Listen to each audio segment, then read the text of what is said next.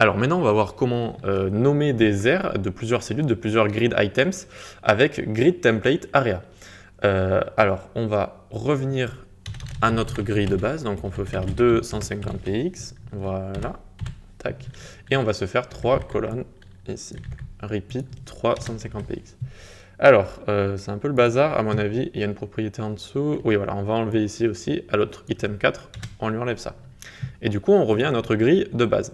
Et alors maintenant, on va voir ce que c'est que grid template areas. Donc, grid template areas, ça permet de nommer en fait toutes les cellules de notre tableau.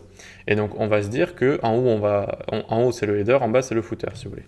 Et alors, on va nommer chaque cellule. On va dire head, head, head. Voilà.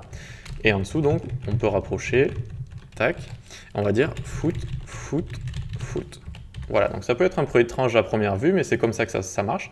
Du coup, on a nommé tout ça, et imaginons, on veut dire que notre cellule 1 ici, elle prenne tout le header. Eh bien, on va faire grid area, head. Hop, et du coup, vous voyez, ça prend toute la place, tout simplement. Donc c'est assez pratique, c'est assez utile, hein, c'est pour faire donc des aires area, donc plusieurs cellules, plusieurs grid items, et du coup ensuite pour les placer, on a juste à faire head, et ça va prendre tout le head ici, d'accord? Donc après, imaginons on veut qu'elle prenne juste ces deux items ici.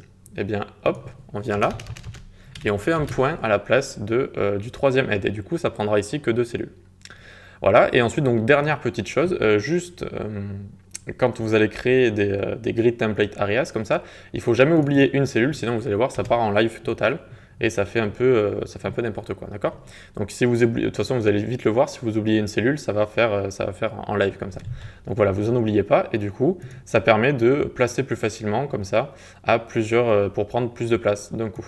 Ok? Allez, on se donne rendez-vous à la prochaine session.